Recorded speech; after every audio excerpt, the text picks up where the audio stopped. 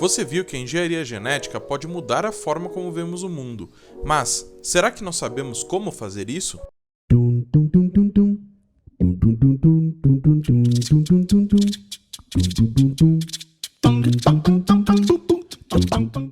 Bem-vindo, alunos e curiosos de plantão. Meu nome é Tarek e hoje vamos falar sobre a técnica CRISPR, uma das ferramentas mais inovadoras e com maior potencial para a população humana, sem dúvida, é a técnica chamada CRISPR. Essa sigla significa repetições palindrômicas curtas agrupadas e regularmente interpassadas. Em inglês, claro. Ficou ainda mais difícil de entender?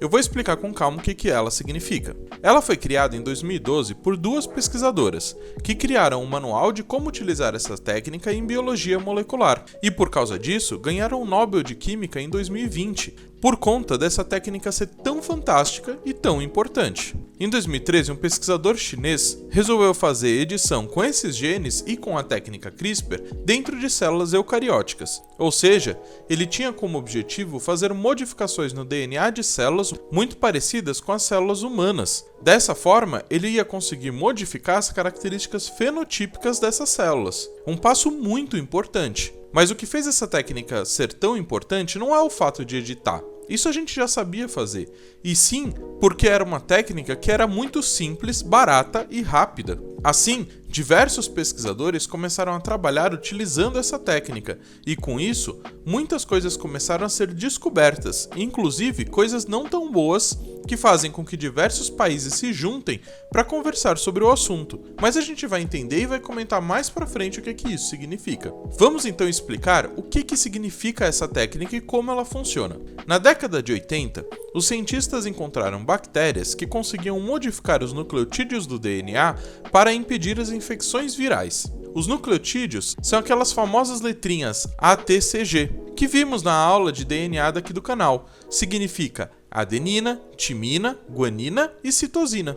O que a bactéria fazia era o seguinte: quando o vírus entrava em sua célula e colocava o seu DNA nela, esse DNA viral se ligava ao material genético da bactéria. A bactéria, então, identificava isso através de sequências de DNA pré-programadas que ela já possuía, os CRISPRs, e criava um RNA específico com um trecho que o vírus havia colocado ali, o RNA CRISPR. Esse novo RNA se ligava à parte que o vírus colocou ali e sinalizava para a bactéria o que está errado no seu DNA. Então, a bactéria criava enzimas especializadas para cortar o material genético. Daí, a parte de DNA viral saía do DNA da bactéria e a bactéria ficava livre da infecção viral. Então veio a ideia: e se conseguirmos criar moléculas de RNA com a mesma técnica que a bactéria utilizava para tirar as partes do DNA viral que ela não queria? Só que a gente vai manipular isso para qualquer parte do DNA que a gente quiser. Logo, se conhecermos as sequências de nucleotídeos que queremos editar,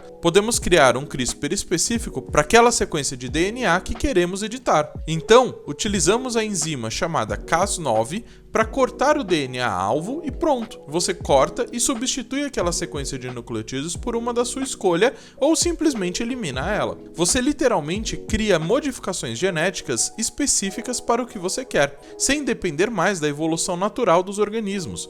Você cria sua própria evolução criando essas modificações. Mas para que podemos utilizar essas técnicas então? Bom, a aplicação são literalmente milhares. Desde a modificação genética de produtos agrícolas com o intuito de criar resistências a pragas, como comentamos na aula de bananas aqui do canal, até modificações com relação a gosto, formato e várias outras coisas. Podemos também utilizar como cura de doenças genéticas através das modificações de genes defeituosos ou até mesmo melhoramento genético em organismos vivos, inclusive os humanos. Mas aí temos o lado negro dessa técnica. A utilização do CRISPR para a edição genética em humanos é algo que tem sido muito debatido e está muito próximo de virar realidade. Em 2015, um grupo de pesquisadores chineses resolveu utilizar essa técnica de edição em embriões humanos para corrigir algumas mutações em um gene relacionado à talassemia.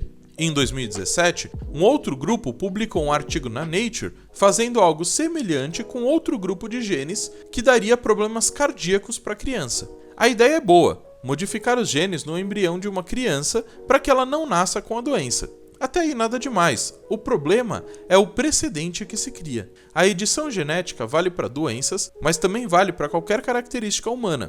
Logo, supondo que seria algo normal, o que impede as clínicas de inseminação artificial modificar um embrião de forma que ele seja mais forte, com menos problemas genéticos, ou até mesmo mudando a cor de cabelo, pele e olho, para aquela que você quiser. Isso é um ponto muito complicado que precisa ser discutido, pois é algo possível e previsível, tanto que um filme de 1997 já havia alertado para essa possibilidade. Por isso, em 2017, um grupo de cientistas americanos divulgou um relatório criando uma série de regras para a utilização dessa técnica para que se restringam a tratamentos de doenças e não a melhorias genéticas. Também temos que destacar que não foi só essa associação de cientistas que se manifestou. Na verdade, tivemos diversos grupos falando sobre o assunto, inclusive a Unesco, utilizando as informações e discussões sobre o assunto, além de deliberar sobre como essa técnica deve ser utilizada nas células-tronco, que também comentamos em outra aula aqui do canal. Então, podemos dizer que essa técnica é uma ferramenta incrível que pode revolucionar a ciência e como lidamos com o mundo, desde a agricultura até a medicina. Porém, se não for bem utilizada, pode ser uma grande arma contra os humanos, e devemos tomar muito cuidado. Eu espero que vocês tenham gostado da aula. Não se esqueçam que toda quarta-feira temos uma videoaula de biologia, e todo domingo um vídeo de curiosidades. Então se inscreve e ativa o sininho para sempre receber novas notificações. Muito obrigado!